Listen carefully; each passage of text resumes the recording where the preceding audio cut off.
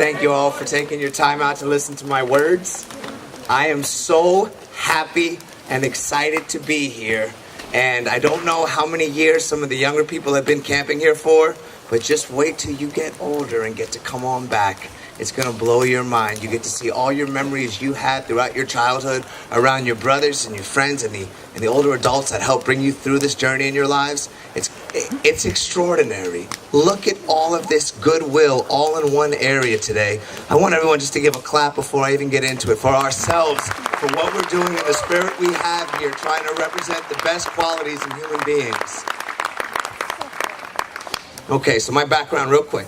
Started camping at Kiowa as a Cub Scout, 1st grade through 5th grade, so 5 years, Kiowa.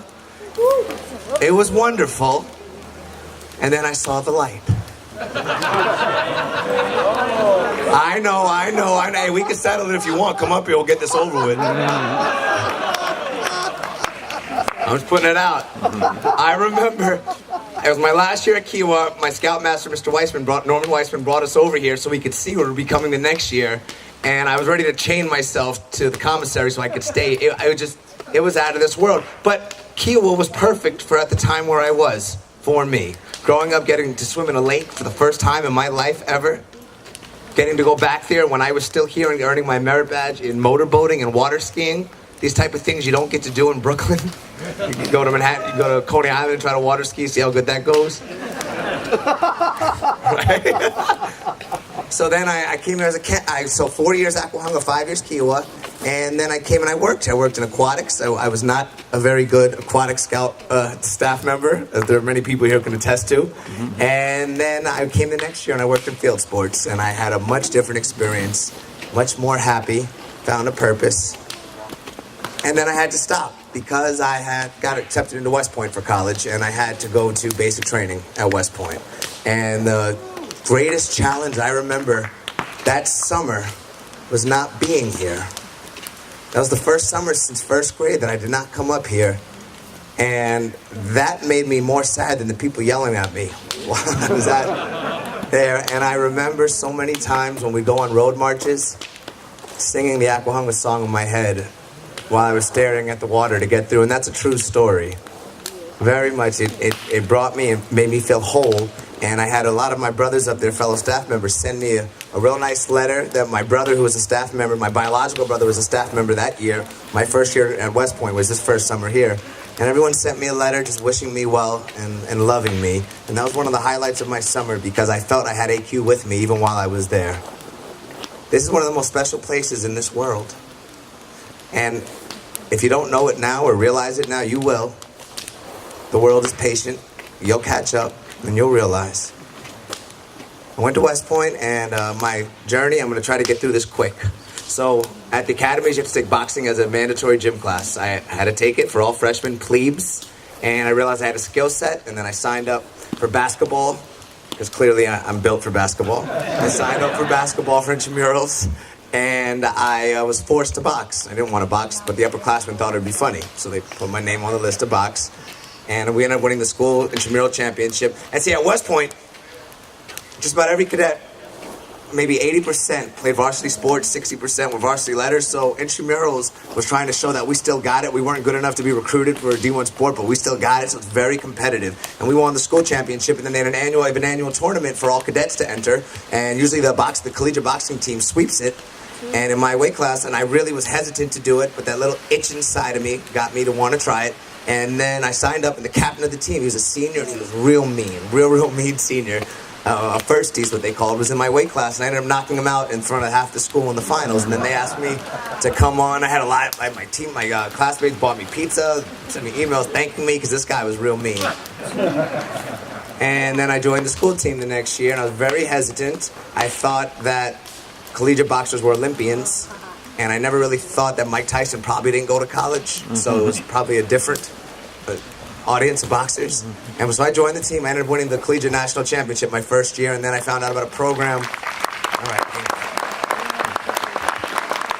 I found out about a program that the Army has for its Olympic athletes. It's Olympic hopefuls, and that's your job year in, year round, day in, day out to qualify for the Olympic team, train and compete. And the accolades, so I was the world champion of all the militaries in the world as an amateur in '04. I was the first American in 12 years when I earned that. I won the Army Championship 4 years, Armed Forces 3 years. I placed as high as second in the U.S. So amongst the civilians, placed as high as 5th in the world amongst civilians, and I was an alternate for the Olympic team.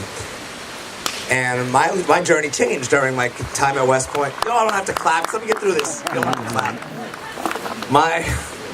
My journey changed. I met a young lady at the end of my junior year at West Point when I was home on leave, and she was paralyzed. She broke her neck when she was 10 years old diving into a 5-foot pool. And I ended up falling in love with her. And I promised her after about a year and a half that I'll never give up for the rest of my life on helping her walk again. And that was the day I woke up. And it's interesting. I think oftentimes we don't realize when that moment was, when it's actually happening, when it's transpiring, that we are realizing our purpose. But when you look back, you can usually pinpoint it to some type of switch that flipped the course for the rest of your life. And I didn't know. I mean, when I went to West Point, it wasn't even so much wanting to be in the military. I was always trying to scheme, how can I get out of it? You have to serve 5 years when you graduate. Trying to scheme how I can get out of serving, because it wasn't until 9/11 that hit home for me what I was doing, and then I proactively wanted to be in the mess. It just hit different. But meeting this young woman and making that promise, this is the promise that I hold myself to, my character to, my worth as a human being, the rent I pay on this planet for being healthy and being alive and being happy and having people who love me, and the world giving me people to love back. So that's my service to this world, and always, it's never ending, and I'm aware of this. So my journey with her, I found out about a clinical trial a doctor was trying to bring to the U.S. He was one of Christopher Reeve. That's Superman, not this Superman versus Ben Affleck, not that Superman. Superman in the 80s, Christopher Reeve, and who I'm very close with his sister-in-law now. And I found out about a clinical trial they're trying to bring here, and they needed to raise money for it, and they needed FDA approval. And you know, part of the thing, I guess, of being a scout is always to be prepared. And to be prepared means you're ready, even if you don't know what you have to be ready for. And that readiness, I believe that's that internal strength, that fortification inside, that you're prepared for this world. And you're not a victim in this world. There's no learned helplessness among scouts. And when you go in the military, there's definitely not. And it was a transgression for me, but it made sense. It followed almost chronologically in my life. And now, I found out they had to do this, and I said, I can raise money, and I know how. I can box. And if I box professionally, and I had no desire to box professionally ever, and because of my demographics being mixed with African American and Caucasian and being Jewish with a Catholic daddy and going to West Point, and having Holocaust survivor parents, grandparents, just everything getting thrown in, a lot of suffering made me. And all these things together, I said, if I can just be successful in the ring, I think the universe will conspire. And it happened. And then I said, if I donate every single thing I earn my entire career, nobody could ever give me a hard time for asking someone even for $1, 100 pennies. And that's what I did. And I worked full-time, medical device sales for J&J in corporate America. And it was funny, the dichotomy I was living, I'd be in work, dressed corporate, slacks and everything. And I'm thinking in my head, man, I got a tough sparring session tonight waiting for me. But I always had to ask myself, what do I want? What do I want? What do I want? And I think there's a lot of fear we have sometimes with asking, what do we want? Because we're afraid to put the work in for what we really want. You know what I mean? Like, you want to be Eagle Scouts, right? It's a lot of work. If you say, I want to be an Eagle Scout, and that's the mouth coming, but the actions don't follow along, then what? You didn't really want it. But you know if you really wanted it. So maybe we'll say we just want to be a star because it's easier, because we're closer, because we're already... Oh my gosh, I don't even remember what comes before stars. Somebody help me. I've taken a lot of punches. Things happen. First class, there we go. And I frequently volunteer my time to go around to schools and speak.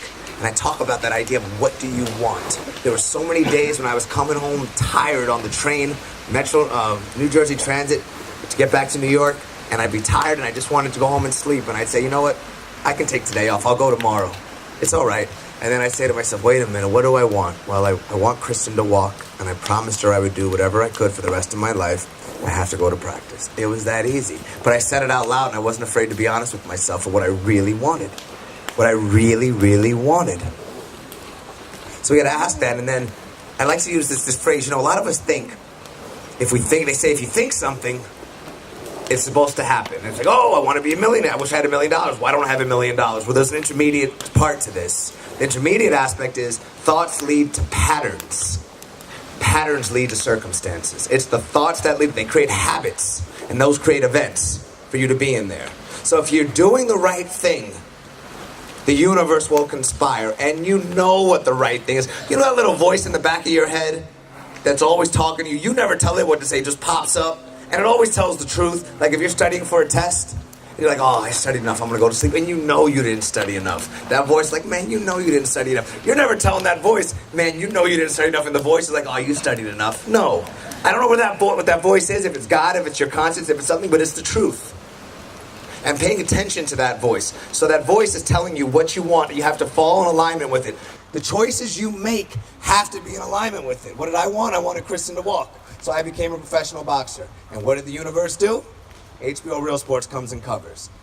ESPN comes and covers. Oscar De La Hoya finds out that I'm boxing, lets me box at the Barclays Center, and matches my purse I donated. My first purse was $1,500 for this cure, and now we're up to over $400,000, and this fall we're gonna get FDA approval for it. That happened right here in Mount Sinai Hospital and University of Newark Hospital, right here. From 2001 to 2011, 7,000 veterans came home paralyzed. A lot of people don't know that statistic.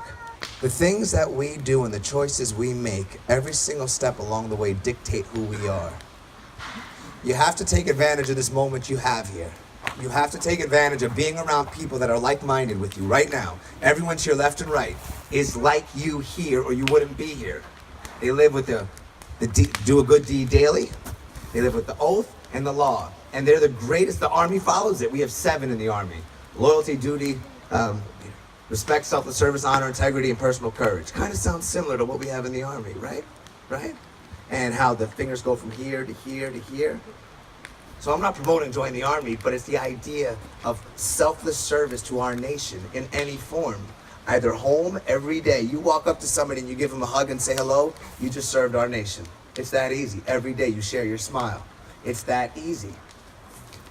So the benefit that I've enjoyed in my life by what Aquehonga's created for me is I have my brothers in the back over there, and when I fought for my WBC title, for example, I won a championship in boxing, a big old shiny belt that my brother Marcus in the back broke the belt buckle off when he was trying it on with everybody else.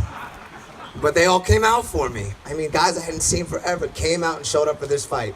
And I'm in the ring boxing, and I hear good old Marcus yelling, punch him in the face. Actually, I heard that because he's loud. And I'm thinking to myself, I'm trying. It's not that easy. Come do it for me if you want. And they just were there. And when we got out, I was the happiest person sharing that moment with them. They came. And then Marcus came up with an idea a few years back to try to help us raise some money for the nonprofit that Kristen and I made, Team Fight to Walk. And John Altieri's always offering himself to help me with whatever he can. And Dave Schwartz, like these names, the people that we were all wearing uniforms like this once upon a time. All of us. Everybody. Do you guys get that feeling ever when you come back, you have certain staff members that you hope are camping, are instructing this year? Our staff members, do you have any that you think about during the year and hope you'll see them this year? No? Are we gonna talk? We use our words? Mm-hmm. Yeah, maybe a little bit. You stonewalling me? Mm-hmm. Do you guys have any staff members you look forward to seeing every year? Yeah. How about the campers? I know the staff, you all probably think you're the guy. Like, oh yes, they're here for me. How about the staff? The campers. Nobody here? Is this your first year ever camping? So tell me that so I stop saying the same thing. Deer in the headlights. I remember, and they're here, and it's incredible, and I regress to being a camper when I'm around them all the time, including Marcus, because he was a staff member when I was a camper, and I thought one of the guys here, Christian Ovett, was the coolest guy in the world. And every year I'd always think with my best friend Jesse Blonder at home, I hope Christian's here this year, I hope Christian's here this year.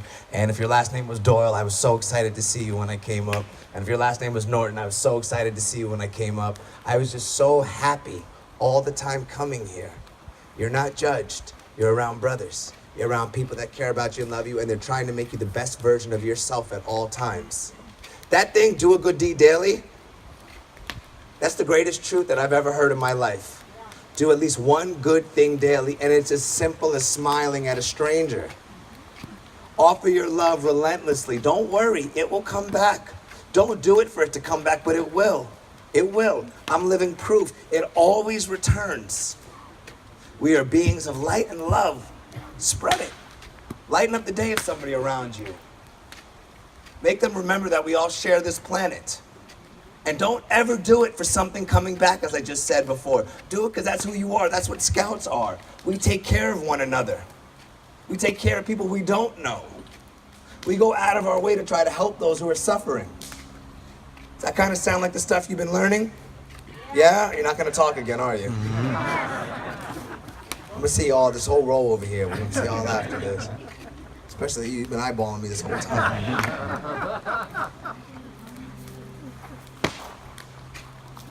I hope that this moment here lasts for the rest of your life.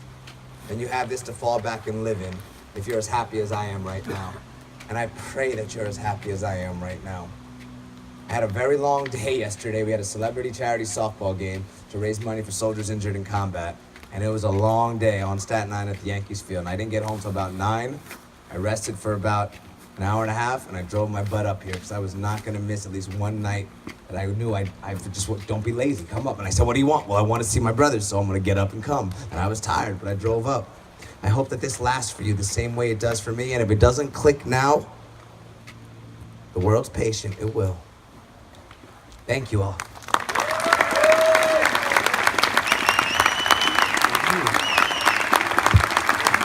Wow, let's also give it applause.